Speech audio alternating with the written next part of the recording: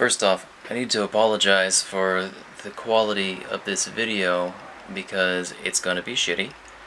I hate it when people use their cameras to point at pictures not digitized. But I don't have any choice because I don't have a good video editor, and for some reason the one that YouTube offers doesn't seem to work for me. So I gotta do it caveman style. And I'm not using the fan, so I'm going to be sweating my ass off the whole time. Basically, this is going to be the worst video you've ever seen. This is about the Mandela effect, specifically about the JFK assassination. Now, I've gone back and forth on this for quite some time, but I am convinced at this point that it's really real. First of all, I remember I was born in 1976. Kennedy was assassinated in '63, so I can't say that I have the kind of memory that someone who was around during that time would have. However, I was around when it became popular in the mid-90s, when they made that Seinfeld episode. Apparently, I think some kind of a documentary was released on it in the 90s, and so Seinfeld had a thing about it. They did this whole thing where Kramer had been spit on by a professional ball player, and Jerry was talking about a magic spit wad that's supposed to have bounced off heads, so it was funny. And I've seen the Zapruder film a lot. I was just, before this Mandela effect manifested, I was just watching the Zapruder film and looking at it over and over and over and over, and that was just a few months ago, which is why it seems to me that this Mandela effect is quite recent. So the topic came up between my wife and I, and she says, hey, my mom has an old Life magazine with all those old pictures in it. And so she calls her mom and she says, hey, do you have that old Life magazine with the JFK pictures in it, the assassination series? And she says, yes. She says offhand, okay, how many people were in the car? 4. Mom says, I remember 4 people being in the car, like most people do. As I do. But that is no longer the case. There is no longer 4 people in the car. Now, at the beginning of the story in Life magazine, the images you see are these. Okay, you've got the couple, and you've got the car, two-seater car. Let me turn off this autofocus before, okay, because that can be noisy. However, you turn the page and get into the Zapruder segments, and, well, let's see here. And what you've got is, here's the best one. What you've got here is, there you go, a 6-seater. There's the driver, 2 people in the middle, and the presidential couple. Now, okay, I guess the focus is just going to be off.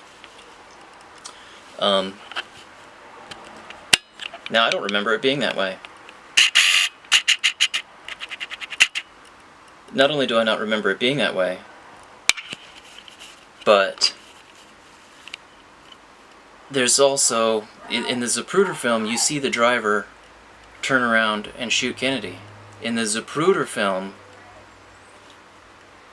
the driver turns around to shoot Kennedy. Now that's no longer possible, because there are 2 people in the way.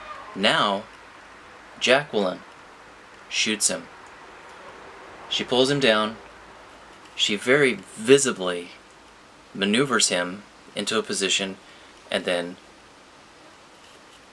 he's struck, he's hit, and a spray of blood goes directly up,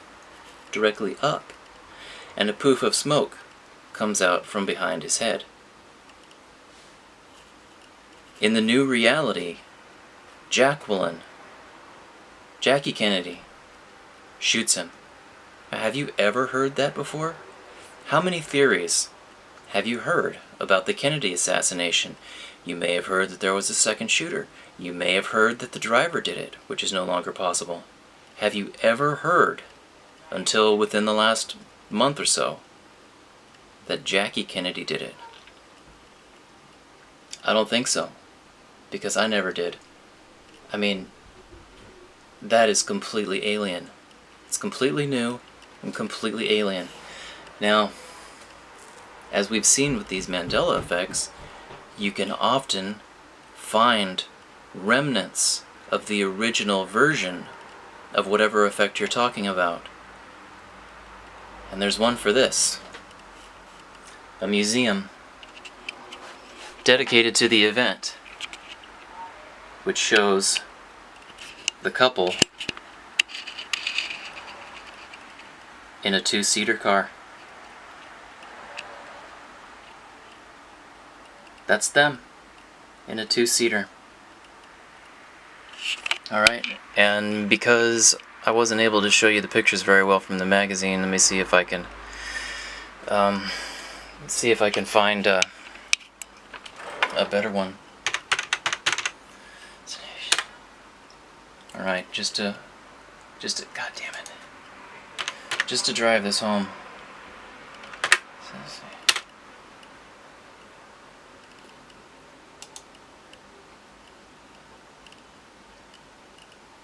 Alright, here you go.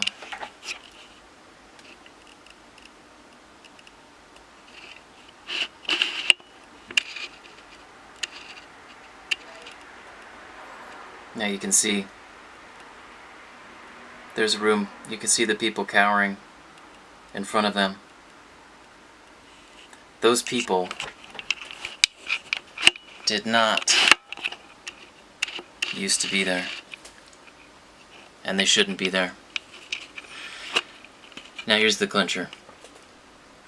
This is really weird. Now, my wife talked her mother into giving us these magazines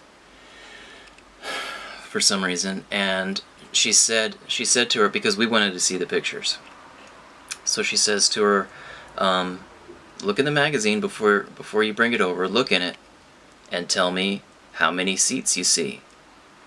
She said she saw 4 seats. My wife's mother, my mother-in-law, looked in the magazine and saw 4 seats in the presidential car. Will you go out, please? Daddy's making a movie. Thank you, baby. And brought it over, showed it to us. We looked at it together. There were 6 seats. And she said, and she was visibly flustered by this, she said, I saw 4. I saw 4. In other words, the magazine changed en route. It showed a 4-seater before it got here, and then it showed a 6-seater after it got here. Now this has got me thinking. This has got me thinking about, what the Mandela effect could be. And I'm not any closer to an answer than I was before, but because the nature of so many of these things makes it seem like some low-level secret project employee is doing the changes, like just